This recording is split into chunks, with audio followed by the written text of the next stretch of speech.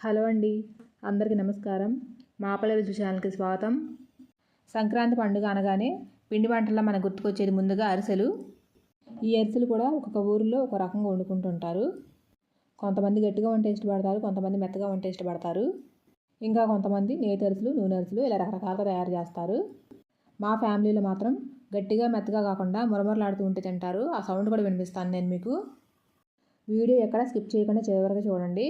Video నచ్చితే like చేయండి, share చేయండి. మా పల్లె రుచులు ఛానల్ని సబ్స్క్రైబ్ చేయండి.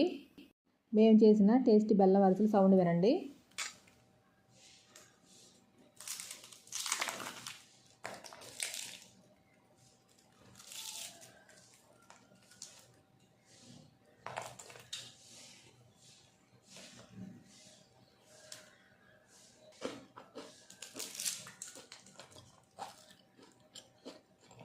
విన్నారు కదా సౌండ్?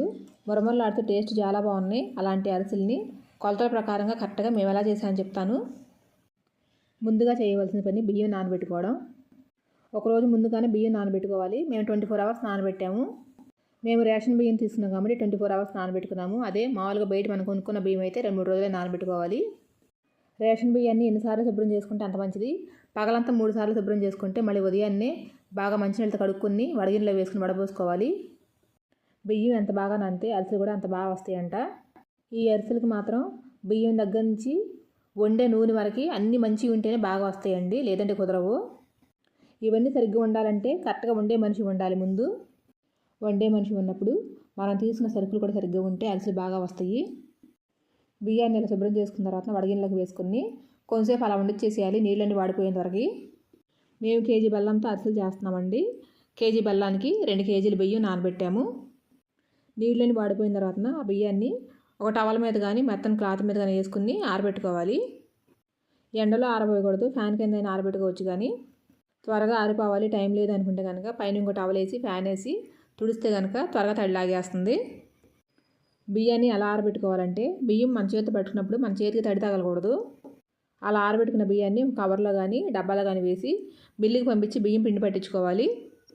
మనం చేతితో పట్టుకున్నప్పుడు బియ్యం తడి లేకుండా ఉంటేనే బియ్యం కూడా మిల్లులో వేసి పిండి ఆడిస్తారు.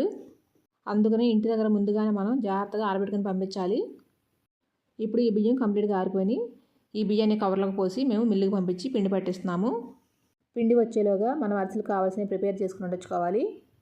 ఇప్పుడు ఒక పావుకిలో నువ్వులు తీసుకుని ఇలా వెడల్పాటి పళ్ళెంలో పోసుకుని ఏరుకోవాలి. రాళ్ళు ఏమైనా ఉన్నాయో చూసుకోవాలి. కొలత ప్రకారంగా అయితే కేజీ బెల్లంతో చేస్తాం కాబట్టి అరిసెలు కేజీ బెల్లానికి 100 గ్రాముల నువ్వులు సరిపోతాయి.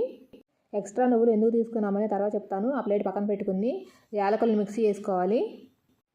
15 నుంచి 20 యాలకులు తీసుకుని 2 స్పూన్లు పంచదార వేసుకుని మెత్తగా గ్రైండ్ చేసుకోవాలి. పంచదార వేసుకుని గ్రైండ్ చేస్తే యాలకులు తొక్కలేమి కనిపించకుండా మెత్తగా గ్రైండ్ అయిపోతాయి. పంచదార ఇష్టం లేదనుకుంటే కనుక ఒట్టి గ్రైండ్ చేసుకోండి. చూస్తున్నారు కదా పంచదార వేసుకుని గ్రైండ్ చేయడం వల్ల ఎలా మెత్తగా వచ్చిందో. ఇప్పుడు ఈ యాలకుల మిశ్రమాన్ని పక్కన పెట్టుకుని బెల్లం చితకొట్టుకోవాలి. నేను తీసుకున్న బెల్లం చూస్తున్నారు కదా, చెక్క బెల్లం, కుంది బెల్లం కాదు. ఇంత పెద్ద పెద్ద గడ్డలుగా ఉంటే కరగడానికి టైం పడుతుంది కాబట్టి చిన్న చిన్న ముక్కలుగా దంచుకోవాలి. రంగు లేని ఒరిజినల్ బెల్లాన్ని తీసుకున్నానండి నేను. కొన్ని ఆరెంజ్ కలర్లో ఉంటాయి, కొన్ని తెల్లగా ఉంటాయి. అలాంటి బెల్లం తీసుకోవద్దు, మంచి కలర్ చూసుకొని తీసుకోండి. చెప్పాను కదా అరిసెలు బాగా రావాలంటే ప్రతి ఒక్కటి ఇంపార్టెంట్. ఇందులో బెల్లం మొత్తం ఇలా కొట్టుకున్న తర్వాత ఒక గిన్నెలోకి వేసుకోవాలి. మరీ మెత్తగా అక్కర్లేదండి, ఇలా చిన్న చిన్న గడ్డలుగా ఉంటే సరిపోతుంది. బెల్లం కరగడానికి ఎక్కువగా టైం పట్టదు అనమాట ఇలా చేత కొట్టుకుంటే. బెల్లం అంతా గిన్నెలోకి వేసుకున్న తర్వాత మేము కేజీ బెల్లం తీసుకున్నాము. కేజీ బెల్లానికి గాను 1/2 లీటర్ నీళ్ళు పోసుకుని కరగబెట్టుకోవాలి. ఈ గిన్నెలో పాకం పెట్టట్లేదు మేము, కరగబెట్టుకుని వేరే గిన్నెలోకి ఫిల్టర్ ద్వారా వడపోసుకోవాలి.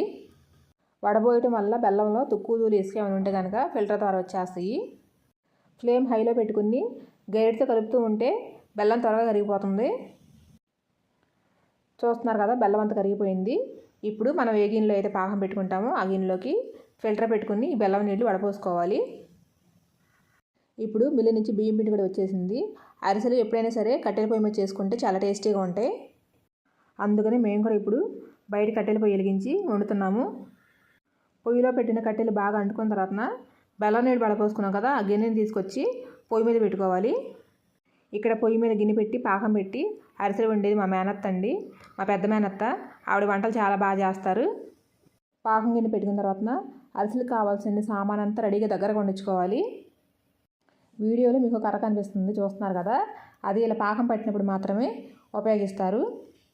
బూరెలు చేసినా, అరిసెలు చేసినా, చలిబిడి చేసినా ఈ తెడ్డు కర్ర ఉపయోగిస్తారు. సిటీస్లో ఎంతవరకు ఉన్నాయో తెలియదు కానీ మా పల్లెటూళ్ళు అయితే ఇంకా ఉన్నాయి. చూస్తున్నారు కదా, పొయ్యి మీద పెట్టుకున్న గిన్నెలు ఎక్కువగా మసి పడుతుంటాయి కదా, ఆ గిన్నెలు పట్టిన మసి తొందరగా పోవాలంటే గిన్నె పొయ్యి మీద పెట్టకముందే ఆ గిన్నెకి సబ్బు కానీ, సర్ఫ్ కానీ, మట్టి కానీ రాస్తారు మందంగా. అలా రాయడం వల్ల గిన్నెకి పట్టిన మసి తొందరగా వదిలిపోతుంది మనం తోమినప్పుడు. ఇది ఒక చిన్న టిప్ అనుకోండి. బెల్లం బాగా ఉడుకుతుంది. మా మేనత్త పాకం చూస్తుంది చూడండి. మీకు కరెక్ట్గా పాకం చూపిస్తాను. 2 నిమిషాలకి పాకం చూసుకుంటూ ఉండాలి, లేదండి గట్టిపడిపోతుంది. చూస్తున్నారు కదా, వండకొచ్చింది కానీ చేతికి రావట్లేదు, ఇంకొంచెం రావాలి. మనం పాకం తీసి నీళ్ళల్లో వేసినప్పుడు కదలకుండా ఇటు అలా ఉండిపోవాలంట. అరిసెలు బాగా గట్టిగా రావాలంటే ముద్ద పాకం పెట్టుకోవాలి. మేము మధ్యస్థంగా పడుతున్నాము. అరిసెలు గట్టిగా వండినా మెత్తగా వండినా పాకం అనేది మెయిన్. పాకం కరెక్ట్గా ఉంటేనే గట్టిగా అయినా మెత్తగా అయినా అరిసెలు వండగలుగుతాము, లేదంటే కుదరవు. చూస్తున్నారు కదా, ఇంకొంచెం రావాలి పాకం, ఇంకా రాలేదు సరిగ్గా. అలా చూసుకుంటూ ఉండాలి కొంతసేపటికి, వదిలేయకూడదు. బెల్లం పాకం చూసుకోవడానికి ఇలా వెడల్పాటి ప్లేట్లోనే నీళ్లు పోసి చూసుకోవాలి, గిన్నెలో వేసి తెలియదు. ఇంకొంచెం రావాలి పాకం. 4-5 సార్లు అని చూసుకోవాలండి, వెంటనే అయిపోదు. పొయ్యి కింద మంట కూడా కొంచెం తక్కువగా ఉంటే మంచిది, లేదంటే పాకం ముదిరిపోతుంది. చూస్తున్నారు కదా, కదిలిస్తుంది మా మేనత్త. నీళ్ళు ఎలా కదిలించినప్పుడు బెల్లం కదలకుండా అలాగే ఉండాలంట. చూడండి, ఉండొచ్చేసింది చేతికి. మంట కొంచెం తగ్గించుకుని ఇప్పుడు ఈ పాకంలో నెయ్యి వేసుకోవాలి కొంచెం. కేజీ బెల్లానికి చేస్తున్నాం కదా మేము, కేజీ బెల్లానికి 100 గ్రాముల నెయ్యి పడుతుంది మొత్తం. 100 గ్రాముల నెయ్యి ఒకసారి పోసేలేదు మా మేనత్త, కొంచెం కొంచెంగా పోసింది. చూడండి మీరు. ఇలాంటివన్నీ పాకం పెట్టేటప్పుడు కొన్ని టెక్నిక్స్ ఉంటాయండి, అవి తెలుసుకోవాలి మనం. నెయ్యి వేసుకున్న తర్వాత పాకం కిందకి దించలేదు, పొయ్యి మీద వండించాము. పొయ్యి మీద వండించి పిండి పోస్తున్నాను. అలా ఒక 4 దోశలు పిండి పొయ్యి మీద ఉండగా పోసాను, మిగతాది కిందకి దించి పోసాము. పిండి పోసేటప్పుడు కలుపుతూ ఉండాలి. ఒకళ్ళు పోసేవాళ్ళు ఒకళ్ళు తిప్పేవాళ్ళు ఉంటేనే కరెక్ట్గా కలుస్తుంది పిండి. పిండి ఒంట్లేమీ కట్టకుండా జాగ్రత్తగా మొత్తం కలుపుకోవాలి. ఇలా సగం పిండి పోసి బాగా కలిపిన తర్వాత నువ్వులు వేసుకోవాలి. కేజీ బెల్లానికి 100 గ్రాముల నువ్వులు సరిపోతాయి అని చెప్పేసి అన్నారు. నువ్వులు కూడా వేసి బాగా కలుపుకున్న తర్వాత మళ్ళీ పిండి వేసుకుని కలుపుకోవాలి. కేజీ బెల్లానికి 2 కేజీలు బియ్యం నానబోసాము. బెల్లాన్ని బట్టి కూడా పిండి పడుతుంది. కరెక్ట్గా కొలత ప్రకారం చెప్పాలంటే కేజీ బెల్లానికి కేజీన్నర బియ్యం సరిపోతాయి. కానీ బెల్లాన్ని బట్టి పిండి ఎక్కువ తక్కువ పట్టచ్చు. మాకు 1/4 కిలో పిండి మిగిలింది. తడిపిండి తగ్గితే అప్పటికప్పుడు తీసుకురావాలంటే తీసుకురాలేము. పొడిపిండి అయితే దొరుకుతుంది కాబట్టి తడిపిండి దొరకదు. అందుకని 1/2 కిలో బియ్యం ముందుగానే ఎక్కువ నానబెట్టుకోవాలి. ఇప్పుడు బెల్లం పాకంలో పిండి వేసుకుని కలుపుకోవడం అయిపోయింది. కొంచెం నెయ్యి వేసుకుని మనం గ్రైండ్ చేసి పెట్టుకున్న యాలకుల పొడి కూడా వేసుకొని కలుపుకోవాలి.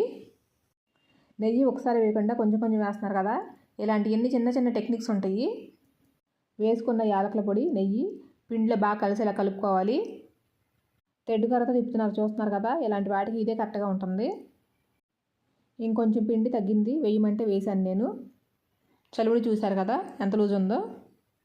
పిండి తెడ్డుకి కంప్లీట్గా పట్టుకుని ఉండకూడదు, అలాగని జారిపోతూ ఉండకూడదు, మధ్యస్థంగా ఉండాలి. పిండి కలుపుకోవడం కంప్లీట్ అయిపోయింది. ఇప్పుడు కొంచెం నెయ్యి వేసుకుని ఆ తెడ్డు కర్ర గరిటె తీసి పక్కన పెట్టుకోవాలి. ఇప్పుడు పిండి ఆరిపోకుండా పిండి మీదన నెయ్యి వేసుకుని మూత పెట్టి వండించుకోవాలి. పొయ్యి సగం పెట్టి వండించుకోవాలి. చూస్తున్నారు కదా, చలివిడి మొత్తం అలా నీట్గా సర్ది వండించుకోవాలి. ఇప్పుడు పొయ్యి మీద అరిసెలు వండుకోవడానికి వెడల్పుగా ఉండే ఇనుప పండి పెట్టి వేడి చేసుకోవాలి. కడాయి బాగా వేడైన తర్వాత 1 కేజీన్నర వేరుశనగ నూనె పోసుకోవాలి. నూనె బాగా వేడవ్వాలి. వేడైన తర్వాత వేస్తేనే నూనెలో వేసిన పప్ప వెంటనే లేచి వస్తుంది.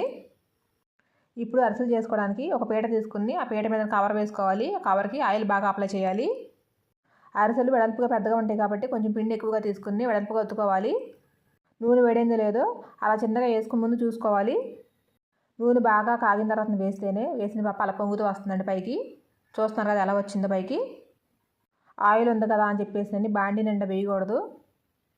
తక్కువ వేసుకొని వండుకోవాలి. తిప్పేటప్పుడు తిరిగిపోతాయి లేదంటే. చూస్తున్నారు కదా అరిసెలు ఎంత బాగా పొంగుతున్నాయో, చాలా బాగా వచ్చినాయండి. త్వరగా వేగిపోతే ఎక్కువగా టైం పట్టదు. 2 వైపులా మంచి కలర్ వచ్చేంత వరకు కాల్చుకోవాలి. అలా బాగా వేగిన అరిసెలు తీసి అరిసెలు వెతుకునే చెక్క ఉంటుంది, ఆ చెక్క మీద పెట్టుకుని అరిసెల్లో ఉన్న ఆయిల్ అంతా బయటకు వచ్చేలాగా ఒత్తుకోవాలి. నేను చూపిస్తాను చూడండి. ఇక్కడ ఇలా 3 అరిసెలు ఉదా మీద ఒకటి పెట్టుకుని ఒత్తుకోవాలి. చూస్తున్నారు కదా ఆయిల్ అంతా బయటకు వచ్చేస్తుంది. అలా ఒత్తుకున్న అరిసెలు తీసి మనం గిన్నెలో విడివిడిగా వేసుకోవాలి. మేము పిండి కలిపినప్పుడు పిండిలో నువ్వులన్నీ వేయలేదు, కొన్ని నువ్వులు పక్కన పెట్టి ఉండొచ్చాము. కొంతమంది అరిసెల్లో నువ్వులు ఎక్కువగా ఉంటే ఇష్టపడతారు. అరిసెలకు పైన నువ్వులు బాగా కనిపించాలంటే కొన్ని నువ్వులు తీసుకుని తడుపుకొని పక్కన వండించుకోవాలి. లైట్గా నీళ్లు చిలకరించుకుని తడుపుకొని వండించుకోవాలండి, ఎక్కువగా తడపకూడదు. పిండి ముద్ద తీసుకుని ఆ నువ్వుల్లో ఆ పిండి ముద్ద డొల్లించాలి. డొల్లించిన తర్వాత అరిసె చేసుకోవాలి.